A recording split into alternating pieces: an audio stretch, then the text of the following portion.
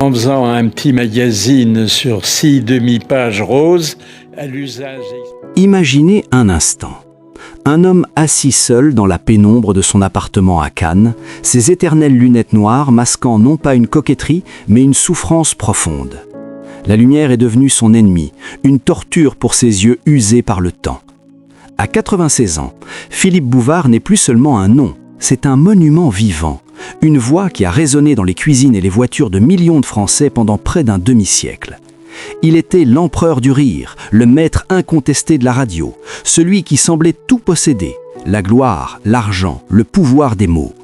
Pourtant, au crépuscule de sa vie, ce n'est pas la sérénité qui l'habite, mais une tempête intérieure, une mémoire vive et douloureuse qui le ronge comme un feu inextinguible. Contre toute attente, au lieu de se retirer dans le silence digne des patriarches, Philippe Bouvard a choisi de hurler sa vérité. Il a brisé l'image lisse de l'amuseur public pour révéler une réalité sombre, un abîme de trahison et de regrets. Dans une confession bouleversante, il a pointé du doigt ceux qui l'ont poignardé dans le dos, dressant une liste noire implacable. 3 noms, 3 blessures qu'il porte comme un étendard de fierté blessée, jurant de ne jamais pardonner.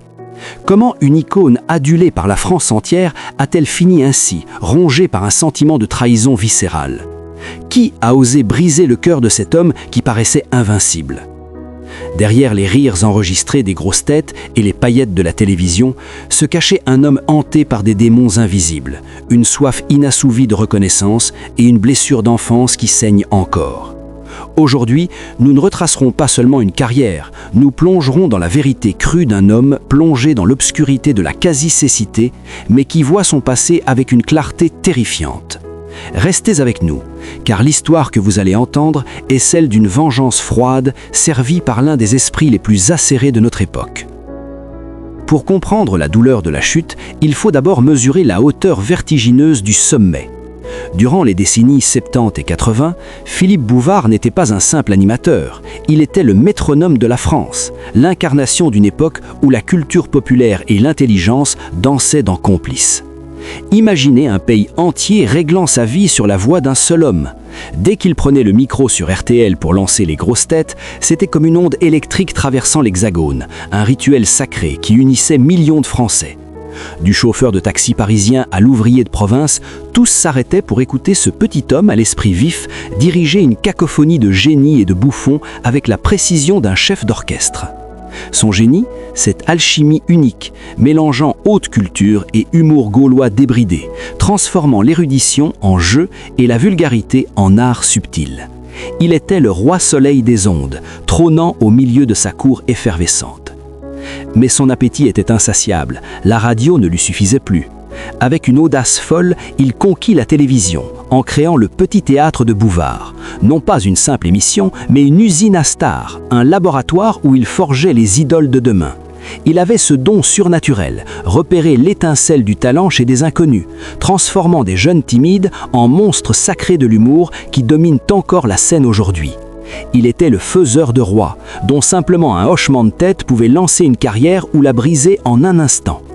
En parallèle, sa plume acérée régnait sur la presse. Ses chroniques dans le Figaro étaient lues comme des oracles. Il était partout, tout le temps. Livres best-sellers, galas interminables, honneurs accumulés, une fortune colossale. Pour le public, il incarnait le rêve français.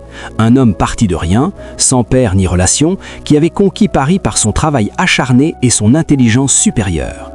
On admirait ses voitures de luxe, ses costumes impeccables, cette assurance inébranlable qui criait l'invincibilité.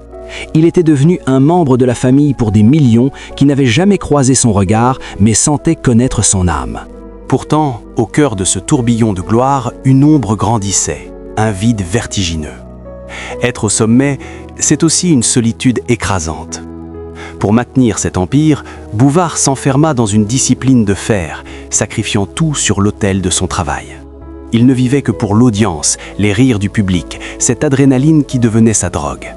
Il croyait contrôler son destin, que cette lumière éternelle le protégerait. Mais derrière les portes closes des studios, quand les applaudissements s'éteignaient, une autre réalité émergeait. Un vide intérieur que ni l'or ni la gloire ne pouvaient combler.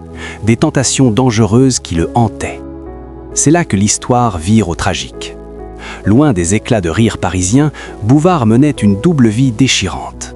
Le jour, il accumulait succès et millions avec une facilité déconcertante. La nuit, il s'employait à tout détruire méthodiquement sur les tapis verts du casino d'Enghien, son sanctuaire maudit, où il devenait, selon ses mots, un donateur universel. Atteint de ludomanie implacable, il ne jouait pas pour gagner, il était déjà riche, mais pour ressentir, pour prolonger l'adrénaline de la scène, pour combler un abîme existentiel creusé par la célébrité.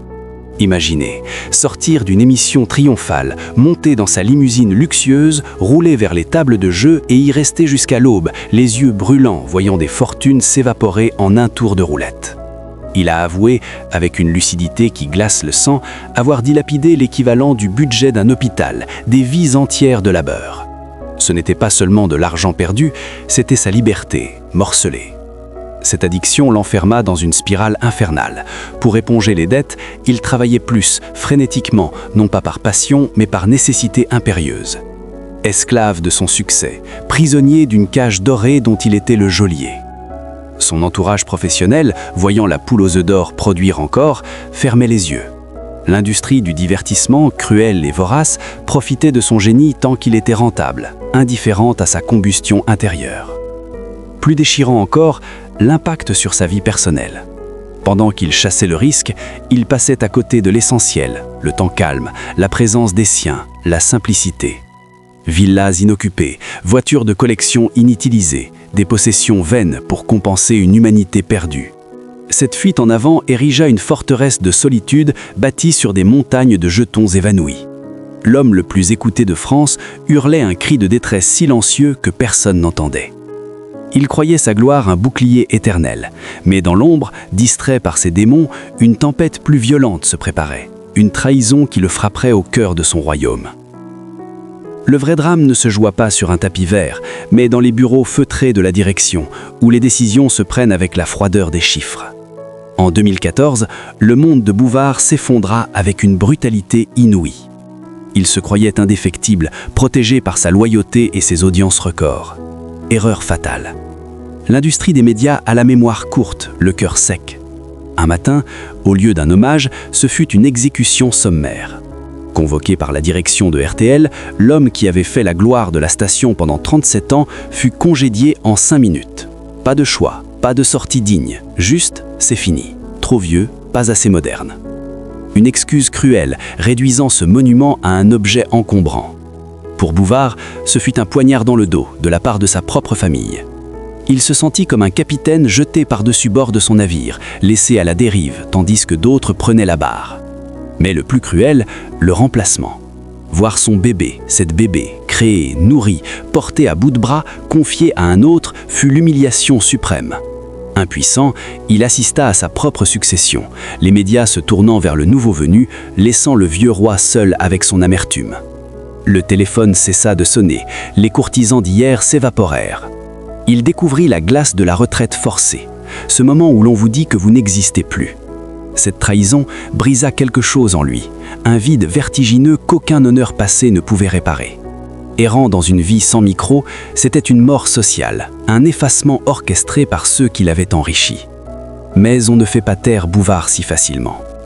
La tristesse céda à une colère froide. Dans le silence de l'exil, il aiguisait ses mots pour une contre-attaque. Aujourd'hui, à 96 ans, plongé dans une nuit perpétuelle par sa quasi-cécité, Bouvard voit plus clair que jamais. Au lieu de s'apaiser, il brise le silence avec une franchise qui bouleverse, transformant sa vulnérabilité en arme. Il ne cherche plus à plaire, il dit sa vérité, choquante et brute. Dans ses confessions ultimes, il inventorise ses cicatrices, nommant haut et fort ceux qui l'ont marqué au fer rouge. Ce ne sont pas de simples querelles, mais des blessures existentielles qu'il refuse d'oublier. Le premier, son père, Marcel Bouvard. Une douleur originelle, une rancune viscérale. Il n'a jamais pardonné cet abandon dès la naissance, ce vol des bijoux et de la dot de sa mère, laissant une femme et un enfant dans la misère. À l'aube de sa mort, Bouvard reste cet enfant trahi, affirmant sans larmes que ce géniteur voleur a forgé son âme de survivant, son besoin maladif d'accumuler. Ensuite, Christopher Baldelli, l'ancien patron de RTL, l'incarnation de l'ingratitude du système.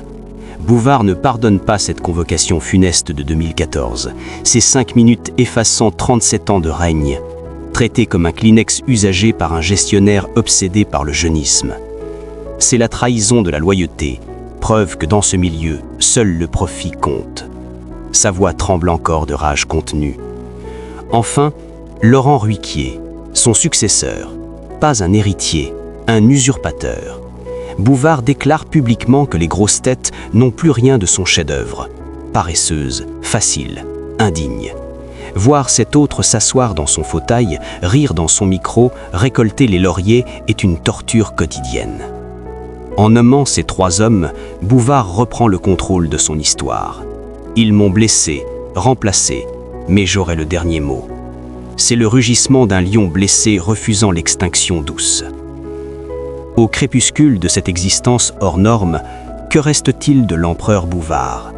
Son histoire est un miroir cruel sur la gloire et notre société.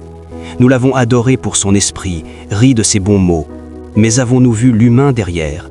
Son destin rappelle que l'industrie du divertissement est une machine impitoyable. Elle transforme un génie en icône, puis le rejette comme périmé.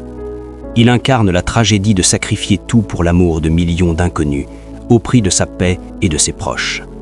Sa vie pose une question obsédante. À quoi bon conquérir le monde si c'est pour finir seul dans le noir, hanté par les fantômes ?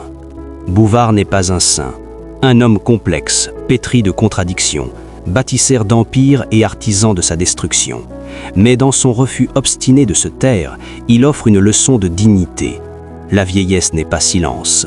Même diminué, trahi, aveugle, on a le droit de raconter son histoire jusqu'au bout. Aujourd'hui, plongé dans l'obscurité, sa voix reste une lumière crue éclairant les coulisses sombres du spectacle. Il est le dernier géant, un dinosaure magnifique et terrifiant, rugissant face à l'oubli. Sa voix s'éteindra, mais son écho, chargé de rires et de larmes, nous hantera longtemps après que le poste de radio se soit tu. C'est sa victoire sur ceux qui voulaient le faire taire.